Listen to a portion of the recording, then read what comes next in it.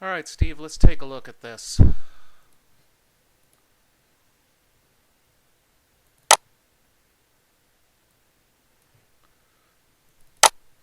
We'll open up your test file since I'm assuming you don't mind if anybody sees that. Well,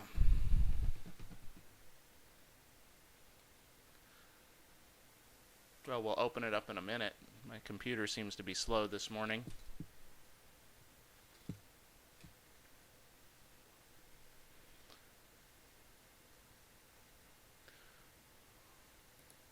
Alright, right now you have one layer, and if you look at the layers information, you have it set to white. We could change the color of everything to yellow if we want for that layer. Now, if we want this item to be a different color, it's not going to be a different color if it remains on this layer. So we'd create a new layer, and we might tell it that we want that layer to be pink.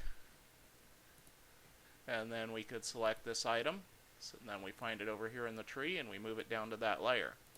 As you can see, that's now pink. Now, where we run into some issues is if we're doing stuff with different items that are on different layers.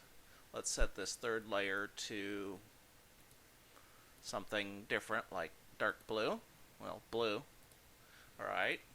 And we take this item and this item and edit, break at intersections, OK. And as you can see, they do their thing, and it looked like they pretty much stayed on their own respective layers. But if we wanted to move some parts of it to a different layer so that we might drag it down. Now that item is blue. And we could select that item and drag it down to the new layer, and now that item is blue. Maybe we want this one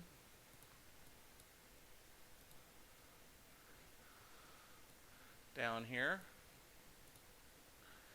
And I don't know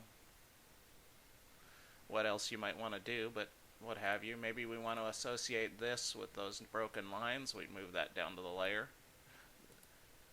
That's basically how the colors work. I'm not sure. If I draw something new, if you notice there's a little arrow or a little caret on this layer right here. If I draw something new, like a circle or a rectangle,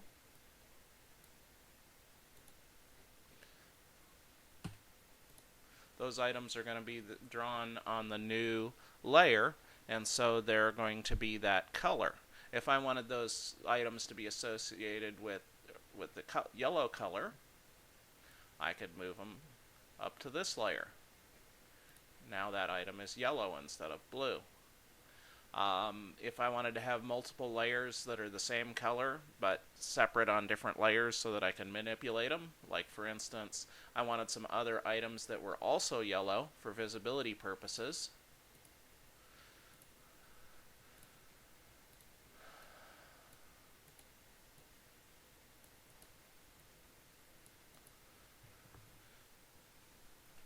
I could set this layer to, set this layer to yellow.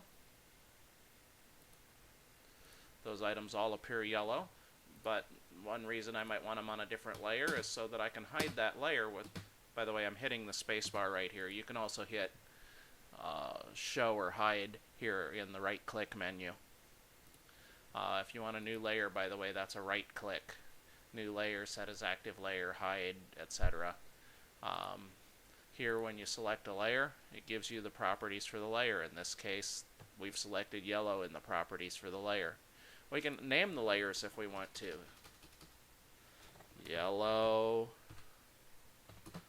2.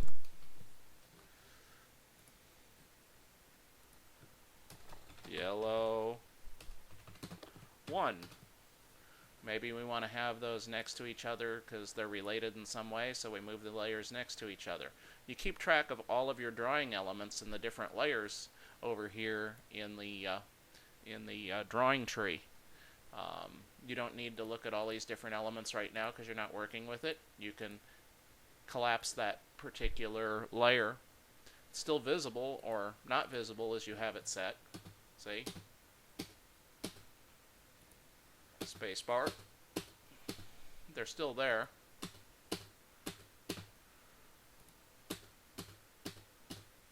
Anyway, the item is going to be the color assigned to the layer that you draw it on.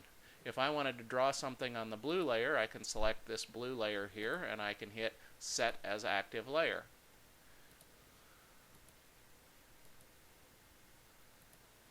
If I want to draw something pink, I can Set as Active Layer. And draw something pink.